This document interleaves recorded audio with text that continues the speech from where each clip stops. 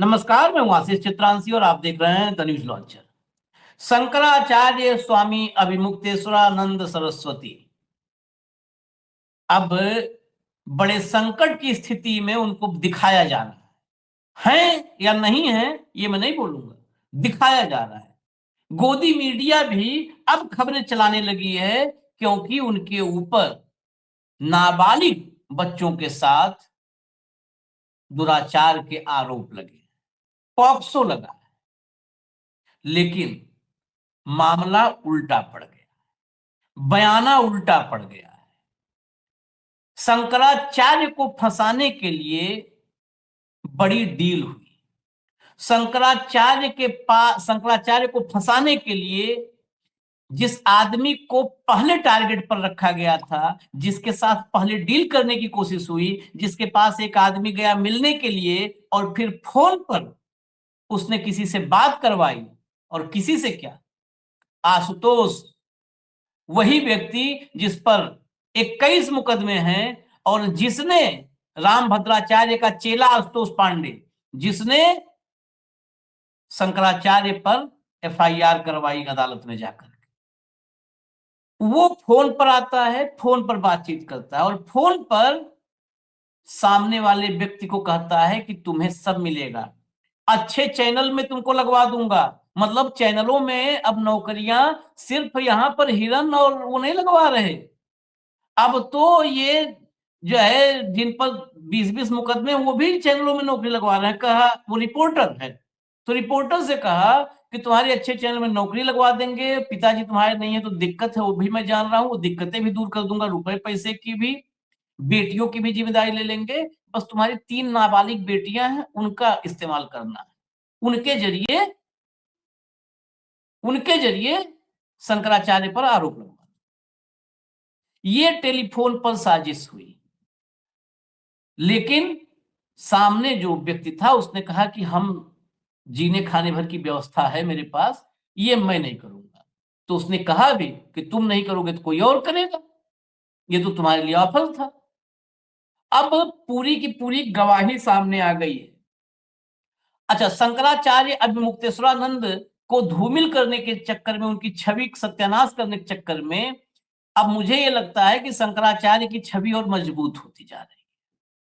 महिलाओं को रोते हुए देखना आकर के, एक बुजुर्ग महिला, मतलब वो आकर के 60-65 साल उम्र होगी, वो आकर के रो रही है और अभिमुक्तेश्वरानंद कह रहे हैं कि रो क्यों रही हो,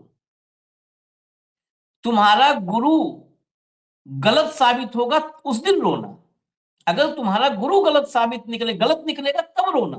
बड़ा, मतलब ये कुछ कुछ ऐसे सेंटेंस होते हैं जो सीधा, अब लोगों को सोचना पड़ेगा ना कि हाँ भाई देखो, ये कितने कॉन्फिडेंस से बोल रहा है कि तुम्हारा गुरु गलत साबित हो तब रोना, तुम्हारा गुरु सही है तब रोने की जरूरत नहीं है, गुरु जेल जाए इससे नहीं रोना है, गलत हो तब रोना है।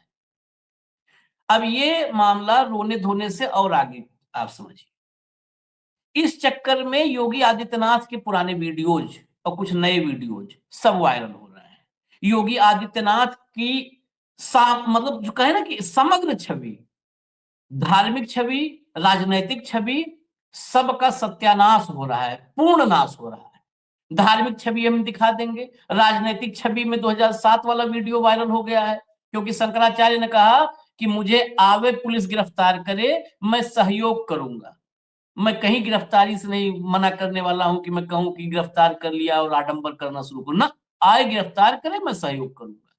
जब ये बोला गया शंकराचार्य की तरफ से तो लोग 2007 वाला वीडियो चलाने लगे कि एक ये थे, आज गिरफ्तार सबको करवा रहे हैं।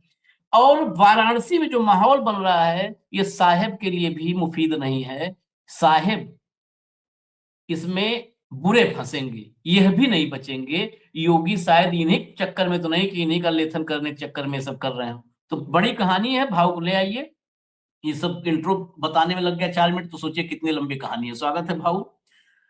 पहले तो अब हम योगी आदित्यनाथ जी से शुरू करेंगे, हमारे प्रदेश के मुख्यमंत्री हैं, तो पहले मैं उन्हीं को आदरांजलि अपनी दूंगा।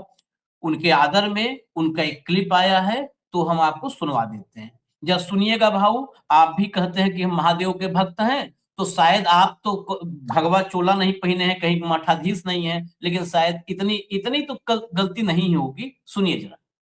माता की नमः पार्वती पतिये हर हर।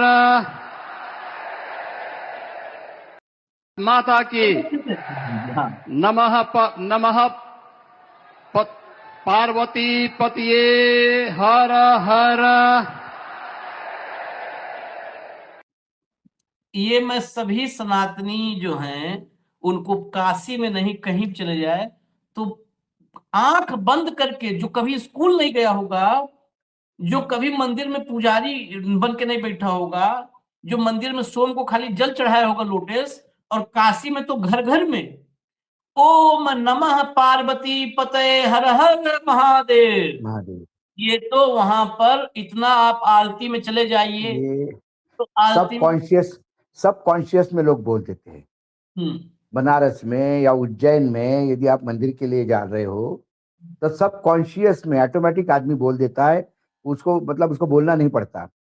जैसा जैसा हम वृंदावन जाएंगे तो राधे राधे शाम दिला दे, राधे राधे राधे राधे होता है, तो कुछ को बोलना नहीं पड़ता, वो आता है अंदर से।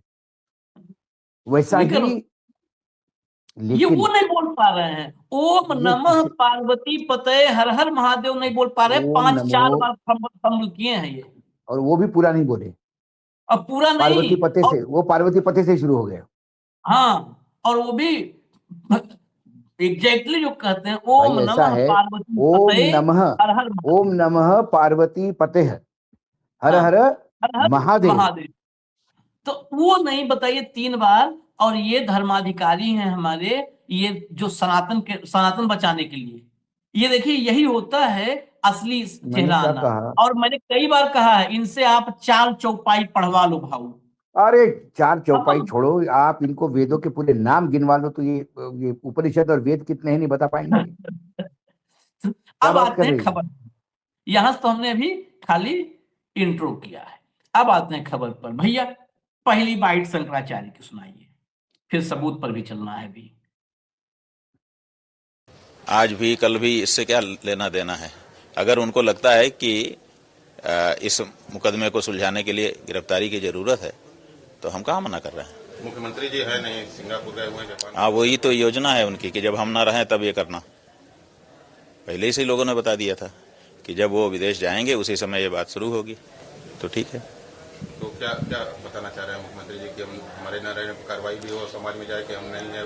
हाँ, माने यही सब पहले से ही लोग इस बात की आशंका कर रहे थे कि जब वो जाएंगे उसी समय ये सब आपके साथ होने की योजना है, तो ठीक है। चलिए एक क्लिप और, साफ साफ सुन लिया आपने कि अगर जरूरत है जांच के लिए गिरफ्तारी तो गिरफ्तार करो। ये पुलिस की टैक्टिस होती है, जो जन विद्रोह होना संभावित है, इससे पुलिस समस्या में रहती है कि कहीं जनता इसमें विरोध न करने लग जाए। तो इसीलिए वो क्या करते हैं कि बार बार ऐसी सूचनाएं भेजते हैं और फिर उसको झूठा साबित करते हैं कि झूठी थी। तो 1 बार 2 बार 3 बार लोग दौड़ेंगे, चौथी बार 5वीं बार उनके मन में लगेगा कि अरे ऐसा तो कई बार हो रहा है, तो धीरे धीरे शांति हो जाएगी। तो जब वो देखेंगे कि अब सूचना भेजने पर अब लोग रिएक्ट नहीं कर रहे हैं, तब आगे बढ़ेंगे। तो उनकी अपनी एक शैली है, उसी अनुसार बार बार इस तरह की सूचना भेज करके और टेस्टिंग करते हैं कि क्या प्रतिक्रिया हो रही है। इसकी आवश्यकता नहीं है, क्योंकि हम लोगों ने पहले से ही ये कह रखा है कि आपके कार्य में हम लोग सहयोग करेंगे, करिए आप। तो फिर यहाँ इस तरह की टैक्टिक्स की क्या जरूरत है। हम लोग कोई विद्रोह कर रहे हों, जनता को उसके लिए प्रेरित कर रहे हों, तब तो आप इस तरह की बात सोचिए। हम लोग जब सहयोग के लिए स्पष्टता के साथ उल्लेख कर रहे हैं तो इस तरह की टैक्टिक्स की जरूरत नहीं। केवल माहौल बनाने का प्रयास प्रशासन द्वारा किया जा रहा है कि गिरफ्तारी अब माने जो भी हो, भावना को देखा जा रहा है किस तरह से जनभावना। हाँ ये बात है। गुरु जी, इस मामले में क्या है कि बहुत सारे ऐसे मामले हैं लोगों ने बताया है कि गिरफ्तारी नहीं हुई, पॉक्सो एक्ट लगने पर भी बहुत सारे लोगों की गिरफ्तारियां नहीं हुई हैं। लेकिन किस बात को आधार बना करके पुलिस चलेगी ये तो पुलिस के ऊपर है। गिरफ्तारी के लिए हमने कल ही बता दिया था कि जो आवश्यकता है वो समाप्त हो चुकी है। उसके बाद भी अगर उनको गिरफ्तार करना होगा, गिरफ्तार ही करना होगा कि हमको शंकराचार्य का मान मर्दन ही करना है, गिरफ्तार करके ये संदेश देना है कि देखो इनको गिरफ्तार किया गया, इन्होंने अपराध किया था, ऐसा झूठा संदेश ही अगर फैलाना हो तो वो कर सकते हैं, कोई ऐसी बाधा नहीं है। कर सकते। एक क्लिप और, बहुत डिटेल में आज चर्चा इस पर होगी, तो एक क्लिप और। रामचरितमानस में है, लंका कांड है, वहां पर विभीषण ने रावण को समझाते हुए कहा है, उभरे अंत न होई निबाहु, काल नेमि जिमि रावण राहु। मतलब जो भी छद्मवेशधारी होगा, ढोंगी होगा, पाखंडी होगा, उसके ढोंग का, पाखंड का एक न एक दिन अंत होगा। न होई निबाहु, निबाह नहीं हो सकेगा। और 3 उदाहरण दिए, रावण, कालनेमी और राहु। रावण जो है वो सन्यासी का वेश धारण करके आया था, सीता जी को हर करके ले गया, लेकिन उसका पर्दाफाश हो गया, ये असली सन्यासी नहीं है। इसी तरह से कालनेमी यति सन्यासी का वेश धारण करके आया था हनुमान जी के सामने, उसका भी पर्दाफाश हो गया, चुप नहीं सका। और राहु देवताओं का वेश धारण करके देवताओं की पंक्ति में अमृत पीने के लिए बैठ गया था, लेकिन उसका भी पर्दाफाश हो गया। तो जो लोग भी छद्म वेशधारी हैं उनका पर्दाफाश होना ही है, ना होने का कोई सवाल ही नहीं है। इसलिए हम लोग निश्चिंत हैं। उत्तर प्रदेश की पुलिस जांच कर रही है। हालांकि जनता कह रही है कि उत्तर प्रदेश की पुलिस पर हमको भरोसा नहीं है, दूसरे प्रदेश की जहां पर बीजेपी की गवर्नमेंट ना हो वहां की पुलिस जांच करे। और हम तो जो पुलिस आ रही है उसी के लिए तैयार है कि भाई पूछ लो क्या पूछना है प्रश्न। तो महाराज जी सपोर्ट करेंगे पूछताछ में? हाँ जी, गिरफ्तार हमें कुछ जानकारी नहीं है, आप लोग जो बता रहे हो आप लोग ज्यादा जानते हो। गिरफ्तारी का प्रश्न नहीं बनता है, क्योंकि गिरफ्तारी 3 कारणों से की जाती है। एक, जो घटना हुई है अगर, तो उसका एविडेंस सुरक्षित रखने की दृष्टि से, दूसरे मेडिकल टेस्ट कराने की दृष्टि से, और तीसरे जो अभियुक्त है जिसके ऊपर आरोप लगाया गया है वो कहीं भाग ना जाए। तो आप देखिए इतने दिन बिता दिए गए हैं या जो शिकायत करता है उनकी ओर से कि अब एविडेंस तो सुरक्षित रहने की कोई बात ही नहीं है, और झूठे मुकदमा भी झूठा है तो एविडेंस का तो सवाल नहीं है। दूसरे है कि मेडिकल टेस्ट, अब इतने दिन के बाद मेडिकल टेस्ट का भी तात्पर्य समाप्त हो चुका है, और हम कहीं भागे नहीं जा रहे हैं, हम तो यहाँ सामने आपके उपस्थित हैं, हर तरह का सहयोग करने के लिए तैयार हैं, इसलिए गिरफ्तारी का कोई प्रश्न नहीं है। ये इसीलिए कहा जाता शंकराचार्य के पद पर आसीन होते होते तार्किक रूप से बहुत आदमी, तर्क देखिए उनके सारे, और हम तो चाहते कुछ ना हो, खाली एक शास्त्रार्थ हो जाए। ये योगी जी का, और मैं चाहता हूँ उसमें योगी जी जीत भी जाए। अब हमारे चाहने तो होना नहीं है। लेकिन सुनिए, महाराष्ट्र में एक कहानी है संत ज्ञानेश्वर की। संत ज्ञानेश्वर ने रेड़े के मुंह से वेद उच्चारित किए थे। जब उन्होंने कह दिया था कि ये रेड़ा, बोले हाँ ये रेड़ा कर सकता है। योग साधना से भैंसा वेद पठन करने लगा, लेकिन वो भैंसा था, गधा होता तो उससे भी नहीं करवा पाते संत ज्ञानेश्वर। तो आप जब दोनों की तुलना करते हैं, योगी जी की और शंकराचार्य की, ज्ञान के दृष्टि से, धर्मशास्त्र जानने की दृष्टि से, तो शायद भैंसा होता तो शंकराचार्य अपने ताकत से और योग विद्या से उससे वेद उगलवा लेते। इनके सामने जो बैठा है उससे कुछ नहीं होगा। मैं एक क्लिप दिखा दूं भाऊ, तब आप जो है उसके बाद हम रोकेंगे। अभी एविडेंस वाला पार्ट तो अभी भी रोकेंगे। एक क्लिप जरा अगली दिखा दीजिए जो वायरल हो रही है। लोग ये क्लिप अब वायरल कर रहे हैं, शंकराचार्य को सुन करके कि आओ गिरफ्तार कर लो। सुनिए, देखिए। I respect you. I'll look into it. Tell us.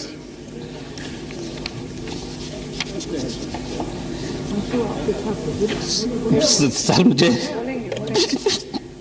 बोले बोले don't be Tell him. Listen. Go on, listen. Yogi ji, we all respect you. Please, you feel, we shall certainly look into it, I tell you. अध्यक्ष, मैं तीसरी बार गोरखपुर से लोकसभा का सदस्य बना हूं। पहली बार मैं 25,000 वोटों से जीता था। दूसरी भी देख के इमोशनल हो रहा हूं मैं भी, हटा दीजिए भाऊ। इससे दो चीजें सामने आई हैं। एक तो योगी जी रो रहे हैं, पुलिस के डर से रो रहे हैं। दूसरी बात, सामने स्पीकर कैसे बैठे थे। I respect you. सरकार योगी जी के विरोधी है, स्पीकर उनके पार्टी का नहीं है, घोर विरोधी पार्टी का है, लेफ्ट का स्पीकर बैठा है। हाँ, और भगवे से एकदम लेफ्ट का तो आना कहीं से कहीं तक तैयार नहीं। लेकिन इसके बावजूद उस चेयर की गरिमा रखते हुए उन्होंने कहा कि आई रिस्पेक्ट यू, प्लीज आप बोलिए, हम आपके साथ हैं, आई विल प्रोटेक्ट यू। और आज यदि स्पीकर होते तो no no no, constitutionally you नहीं रो नहीं सकते आप, रूल में नहीं, रूल में नहीं है। आंसू अलाउड नहीं है। आंसू चुनाव जीत के आए थे क्या? जो चुनाव जीत के आए वहीं बैठ सकते हैं यहाँ पे। आपके आंसू चुनाव नहीं जीते। नो नो नो नो, यह होता। ये कई चीजें देखने की है।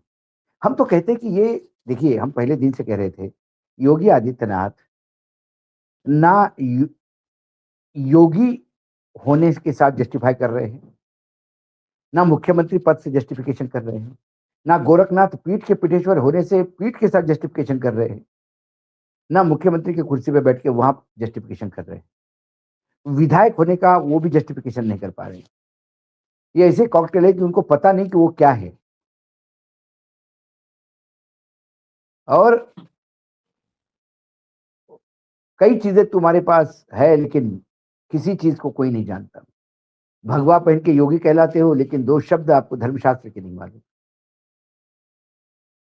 आप गोरखनाथ पीठ तो शिवाइट है, वो शिव जी की पूजा करता है, वो राम को नहीं मानता।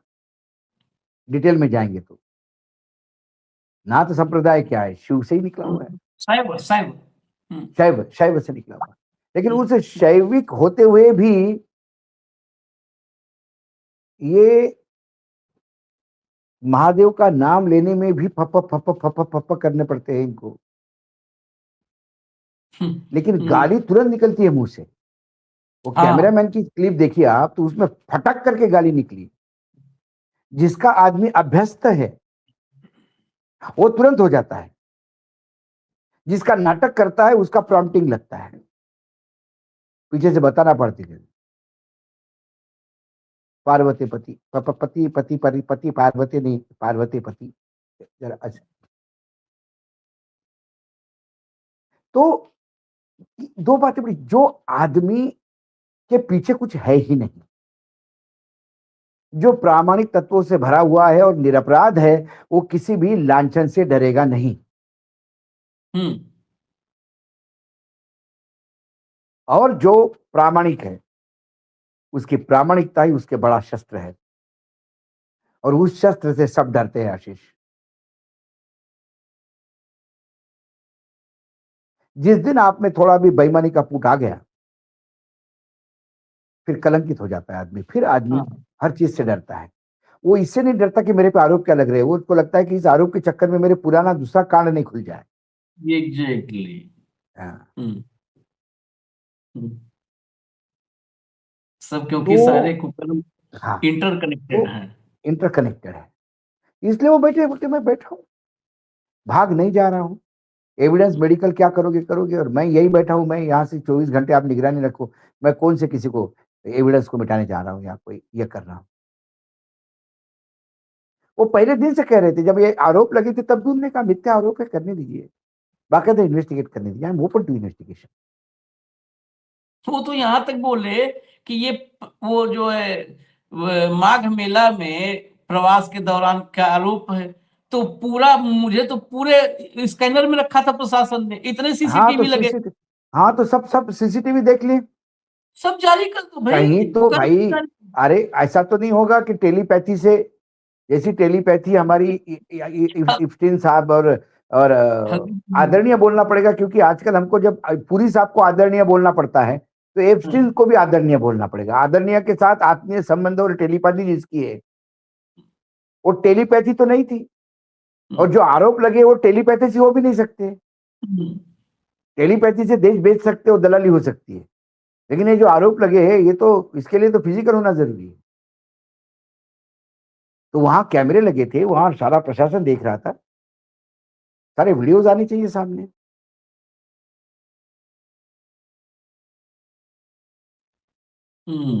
इसलिए वो बोल रहे हैं कि मैं क्या करूं, सब तुम्हारे पास है, आइए बात करिए, बोलिए, we are here to answer every question.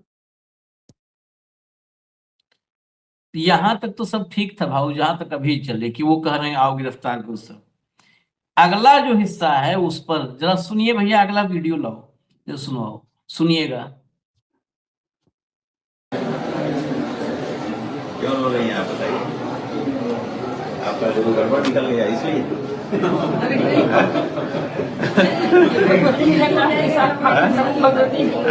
आपके साथ तो भगवती है, हमारे साथ भगवती है। झमनी में पानी थोड़ी है, क्या चीज? झमनी में पानी थोड़ी बह रहा है। यही बात। अब ये है कि इनको जी हुजूर शंकराचार्य चाहिए सरकारों को, और जो ये चाहें वही बोले, जो ये कहें वही करें। हम लोग जी हुजूर नहीं बन पा रहे हैं, यही बात है। और जी हुजूर बनना उचित भी नहीं है, क्योंकि जो अपनी परंपरा है उसके अनुसार ही इस पर बैठ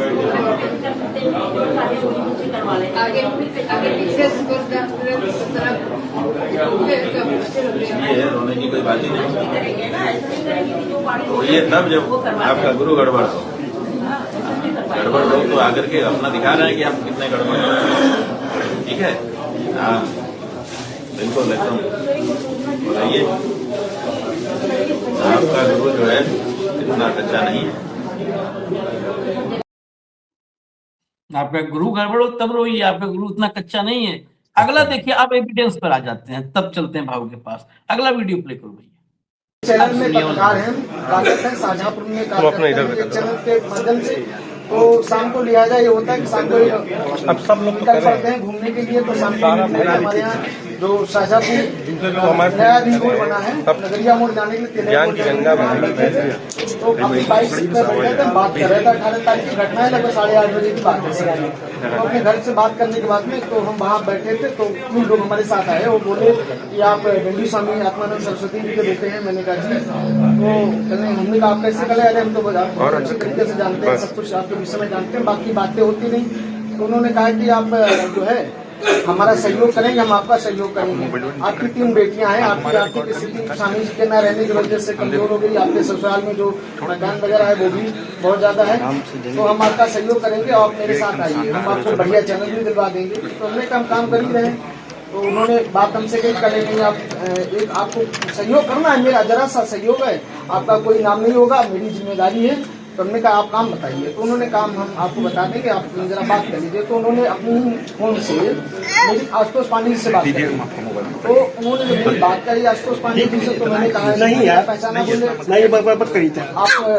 बोल रहे हैं रमाशंकर दीक्षित? तो उन्होंने कहा जी बोल रहे हैं। कल हमको पहचाने हैं? हमने जी पहचाने हैं। उन्होंने कहा भैया प्रणाम, कल लगे आवाज पहचान ली हुई। हमने कहा आवाज कैसे किसी को भूली जा सकती है, कि मतलब कोई भी बात हो?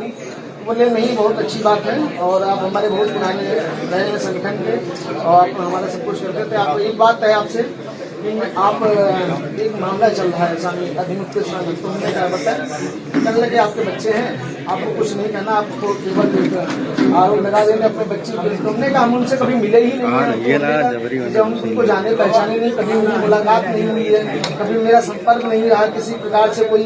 तो हमने कहा किसी पे कैसे कोई आरोप लगा सकते हैं? तो फिर उसके बाद में उन्होंने कहा कि आप आरोप लगाने के लिए नहीं, आप हमें एफिडेविट दे दीजिएगा। तो हमने कहा हम क्यों दे देंगे? तो बोले हम आपको बात आप समझ लीजिए कि हम आपको पूरी जो है सुरक्षा की जिम्मेदारी लेते हैं, और आपको आर्थिक दृष्टि से हम सहयोग करेंगे। आप जानते हैं कि हमारे कितने बड़े हम पहले रहे हैं, कैसे रहे हैं, और के बाद मेरा साथ काफिला चला था और कितने लोग मेरे पास मतलब सुरक्षा की गारंटी तो हम दे रहे हैं, क्योंकि आपको पता है कितने मेरे पास असलहा वगैरह सब लोग लेके चलते थे, कैसे उतर लेके चलते थे।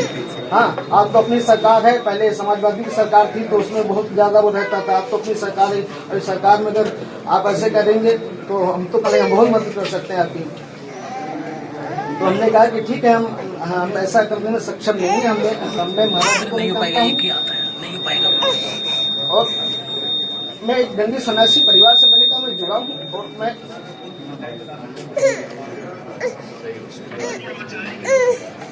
दंडी सन्यासी परिवार से जुड़ा हूँ। मेरे पिताजी का सही नहीं रहा है और उन्होंने जीवन अच्छा धन भी किया, और हमने कहा कि हम ऐसे किसी व्यक्ति के जिसको जानते नहीं पहचानते नहीं उस पर आरोप नहीं लगा सकते। तो हमसे क्या प्रलोभन दिया आपको? धीरज रखे कहो, जो बात है धीरज रखे। क्या प्रलोभन दे रहे थे वो? ये कह रहे थे मेरे पास गाड़ी है, बहुत बड़ी मोटरसाइकिल है, मकान है, अपना खुद का है, बहुत बड़ी प्रेस कॉन्फ्रेंस हो रही है, मकान भी है, माता जी भी है। हमने कहा हमें ऐसी कोई मतलब जरूरत नहीं है। तो उन्होंने कहा कि हम आर्थिक रूप से, वो कह रहे थे कि लगातार आर्थिक रूप से मदद करेंगे। अब आपको हम तो हमने कहा आर्थिक रूप से क्या आप मेरी मदद करेंगे? हमारे पास गाड़ी आप देना चाहिए, गाड़ी मेरे पास में है, मोटरसाइकिल मेरे पास में है, सारी चीजें मेरे पास है, मुझे किसी चीज की आवश्यकता नहीं। हाँ, ये चीजें थोड़ा ये है, मैंने लोन पहले लिया था, वो भी मैंने चुकता कर दिया, उसका भी मेरा कोई नहीं है, चल रहा है, उसको नहीं कर रहे हैं। तो हमने कहा कि कोई वो नहीं है हमारे, आप हमारे क्या लोन दे सकते हैं। और उसके बाद उनके वर्ग से मैं बोल रहा हूँ, उन्होंने कहा कि ठीक है, फिर आप नहीं हमारा साथ दे रहे हैं तो फिर आप आगे तय करिएगा, हमारे पास बहुत रास्ते खुले, बहुत ऑप्शन है आप मेरे लिए। तो हमने कहा ठीक है, तो उन्हीं के लोग बात करा रहे, तो हमने कहा नीचे कर लो। अच्छा ये बताइए, आरोप चलिए हटाइए, खत्म ही हो गया। पत्रकार तो बहुत सारा ऑडियो भी गंभीर गड़बड़ बात, वो रोने गंभीर लगा, बात देखिए है। बताते बताते पूरा रोने लगा। बताओ, उसके पिता की मृत्यु हो गई है, उसको कोई अभी शायद जॉब नहीं है, लेकिन वो बोल रहा है कि 2 टाइम की रोटी की व्यवस्था है, मेरा अपना मकान है, मेरी माँ है, मैंने कुछ लोन दिए थे वो सारे चुकते कर दिए है, मेरे पास अपनी गाड़ी है, मुझे और कुछ नहीं चाहिए। मैं उस परिवार का नहीं हूँ कि मैं ये जिसको नहीं जानता हूँ उसके ऊपर आरोप लगाऊं। उन्हें कहा तुम्हें आने की भी जरूरत नहीं है, सिर्फ अफिडेविट देना है, तुम्हारी बेटियां हैं, उनका शारीरिक शोषण। उन्होंने कहा कि हम उनको मिले भी नहीं, हम कैसे आरोप लगा सकते हैं? बोले अपनी शासन है, तुम्हारी सारी सुरक्षा करवा दूंगा। एक गुंडा आदमी जिसके ऊपर 21 मुकदमे हैं, एक गुंडा जो भगवा पहनता है, सनातनी उनको भगवा पहनने देते हैं, ये उस भगवे का अपमान है। आज छत्रपति शिवाजी महाराज जिंदा होते तो सबसे पहले इसको तोफ के मुंह पे बांध के उड़ा देते, ऐसे व्यभिचारियों को। और वो जिसके ऊपर मुकदमे हैं और गंभीर प्रकार की धाराएं लगी हुई है, वो साधु के भेष में कहता है कि ये सरकार हमारी है। मतलब सरकार अपराधियों की है, इनके जैसे गुंडों की है। पहले तो समाजवादी की सरकार थी, अब अपनी सरकार है, पूरी सिक्योरिटी मिलेगी, चैनल भी दिलवा दूंगा। बताइए जर्नलिज्म के कितने बुरे हाल हो गए कि गुंडे, बदमाश, व्यभिचारी ये नौकरियां दिलवाने लगे हैं चैनलों में। हाँ, सड़क छाप मवाली ये सब जिसपे इतने मुकदमे हैं। मुकदमे और क्या, ये भगवा पहनता है, इससे भगवा छीनना चाहिए ऐसे मुकदमे वालों को। शंकराचार्य के ऊपर आरोप लगे तो न्यायपालिका देखेगी क्या करना क्या नहीं करना। हालांकि न्यायपालिका भी गोद में बैठी हुई है, ये हम भी जानते हैं, इसके बावजूद भी मुकदमा चलने दीजिए, कुछ तो प्रूफ होना चाहिए। वहां पर किसी के बोलने से कि मेरा शारीरिक शोषण हुआ, आप कुछ तो प्रूफ लगाओगे उसको। ऐसा तो फिर न्यायाधीश पे ही कोई 2 लड़के खड़े होकर बोल देंगे कि हमारा भी शोषण हुआ, न्यायाधीश को उड़ा लेगी क्या पुलिस? कल योगी जी के बारे में कोई उठ के खड़ा हो जाएगा। एग्जाम्पल मत दीजिए भाऊ, लगा था एक बार आरोप, नहीं, तो नहीं, न्यायाधीश ने खुद ही अपना फैसला कर लिया कि मैं निर्दोष। वो तो आरोप नहीं लगाया था, उसमें तो क्या क्या था क्या नहीं था ये हमको पता है ना आशीष जी। हम तो उस महिला से मिले हैं व्यक्तिगत रूप से। सोचिए, उसकी पीड़ा हमने सुनी है। छोड़ दीजिए उस बात को। जहां आरोपित छूट जाते हैं तो आरोप लगाने वाले क्या? सिर्फ उठाने के लिए यूथ कांग्रेस का अध्यक्ष मिलता है, शंकराचार्य मिलता है, शंकराचार्य। अब ये देखना है कि क्या वीडियोस लाते हैं, क्या मेडिकल एग्जामिनेशन होता है, क्या एविडेंसेस मिलते हैं, या सिर्फ मुंह जबानी आरोप है शंकराचार्य को बदनाम करने का। और यदि ये आरोप शंकराचार्य निर्दोष साबित हुए तो फिर इन लोगों को क्या सजा होनी चाहिए? समाज उस सरकार को क्या सजा देगी जो किसी के भी कहने पे किसी पे भी हाथ डालती है? ये तो ईडी वाला मामला हो गया, किसी से एफिडेविट ले आओ, किसी को उठाओ, जंगल जेल में डाल दो। साइंटिफिक एविडेंस होता है,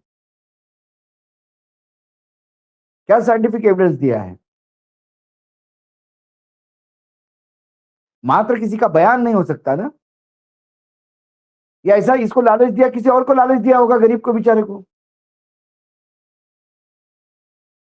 हाँ, उसने कहा ना बाद में कि जब हम नहीं तैयार हुए तो उन्होंने कहा कि हमारे पास बहुत ऑप्शन है, तुम नहीं मान रहे तो कोई बात नहीं, हमारे पास ऑप्शन है, बहुत ऑप्शन। ये मंडी, अब यहीं से तो बताइए, ये सब देखने के बाद इस देश में आम आदमी को पुलिस पर, जुडिशरी पर, किसी पर भरोसा कैसे होगा? किसी पर भी नहीं। इस देश में यदि अभी को भरोसा रखना है तो व्याभिचारी और गुंडों पे, गुंडागिर्दी करने वालों पे और इसी क्रिमिनल्स पे भरोसा रखना होगा, क्योंकि क्रिमिनल नौकरी दिलवाता है, क्रिमिनल सरकार चलाता है, क्रिमिनल किसी के भी खिलाफ आरोप लगाता है, और क्रिमिनल किसी के ऊपर अरेस्ट या एफआईआर भी दर्ज करवा सकता है। और क्रिमिनल किसी को सुरक्षा की गारंटी दे रहा है, गारंटी दे रहा है। और क्रिमिनल पाताल में छिप गए हैं। मोदी जी मेरठ में कहे कि उत्तर प्रदेश में क्राइम नहीं, जब हो सकता है जिस हिसाब से वो बता रहा है, जब क्रिमिनल ही सरकार चला रहा है, वही सिक्योरिटी दे रहा है। चोर के हाथ में चाबी, एक कहावत है, आपको पता होगा, चोर के हाथ में चाबी दो तो चोरी कहां से होगी, उसके आगे का डायलॉग है। तो क्रिमिनल्स को ही सरकार थमाने दो तो फिर सब क्रिमिनल सरकार चलाने में लग जाए, तो आम आदमी के लिए क्या है, एक सामान्य इंसान के लिए क्या है? आज उत्तर प्रदेश के भूमि पर क्या चल रहा है? यदि गुंडे बदमाश करने लगे कि ये हमारी सरकार है, आप चिंता मत करो, तो फिर ये राम राज्य कहां से हो गया? ऐसी भूमि पर क्या राम की प्राण प्रतिष्ठा हो सकती है? सवाल वो है, कर्मकांड करने से राम की प्राण प्रतिष्ठा स्थापित होगी, या व्यवहारिक राम को जीवन में, या राम जी को जीवन में जब तक उतारोगे नहीं तब तक राम राज्य की स्थापना नहीं होगी। राम तो इनको समझ में भी नहीं आते क्या है, क्योंकि बाकी लोगों के लिए आराध्य हो सकते हैं राम, आशीष जी आपके और मेरे लिए हो सकते हैं, हमारे दर्शकों के लिए हो सकते हैं, इनके लिए राम व्यापार है, धंधा है। और इनकी राम में आस्था भी नहीं, विशुद्ध खाली धंधा है। ये भी नहीं कि आस्था और धंधा साथ हो, ना ना सिर्फ ना धंधा ना, है, ना। कोई आस्था। अरे जहाँ धंधा है वहां आस्था होती ही नहीं। आशीष इजाजत दीजिए हमें, देखिए मैं तो सारा वीडियो ले आया हूं, आप लोग निर्णय कीजिए कि आपका लगता है ना, वो जब पूरी सत्ता हाथ में हो, लगता है इनको मिटा दूंगा, इनको दफना दूंगा, इनको ठंडा कर दूंगा, इनको गर्मी दे दूंगा। देखिए जो आदमी निर्विकार होता है वो नहीं घबराता। मैंने वही कहा कि सत्ता दिमाग में घुस गई है, और दिमाग में कुछ भी घुस जाए तो खतरनाक होता है सेहत के लिए। दिमाग में कुछ भी घुस जाए, वो गोभी में कीड़ा एक घुस गया था एक बार, एक किसी के दिमाग में, उसकी वजह से सोचिए जानलेवा बन गया था। तो दिमाग में कुछ भी अगर बाहरी तत्व घुस रहा है तो खतरा है। फिर ये सत्ता का अहंकार, और खासकर सन्यासी को सत्ता का अहंकार हो जाए, इसके बारे में तो ये तय होता है कि ये सन्यासी है ही नहीं। मात्र 4 छिछोरों से, बाबा, योगी और सन्यासी कहलवाने से आप सन्यासी नहीं होते। माफ कीजिएगा मुख्यमंत्री साहब, सन्यासी के वर्तन से सन्यासी साबित होता है। तो कह रहे हैं इनको राजनीति का अहंकार हो गया। कभी संत को ज्ञान का अहंकार हो जाए तो भी हम लोगों ने सुना है कि फला साधु थे, उनको ज्ञान का अहंकार हो गया था एक बार, फिर टूटा अहंकार। वही मैं जो ज्ञानेश्वर, संत ज्ञानेश्वर की जो मैं कहानी सुना रहा हूँ, उनकी जो कथाएं चलती है, उसमें एक चांगदेव करके ऋषि थे, वो शेर पे आ गए थे बैठ के उनको मिलने, उनको अहंकार हो गया था अपनी शक्ति का, और हाथ में सांप था चाबुक की जगह। तो वो दिखाने वाले थे कि मैं कितना महान हूं, तो दीवार पे खड़े थे, अपने भाई बहनों के साथ ज्ञानेश्वर बैठे हुए थे दीवार के, आधी दीवार जो होती है उस पे मुंडेर। किसी ने कहा कि वो चांगदेव महाराज आ गए हैं, तो बोले उनके स्वागत के लिए हम आगे जाएंगे, वो दीवार ही लेके चले गए आगे।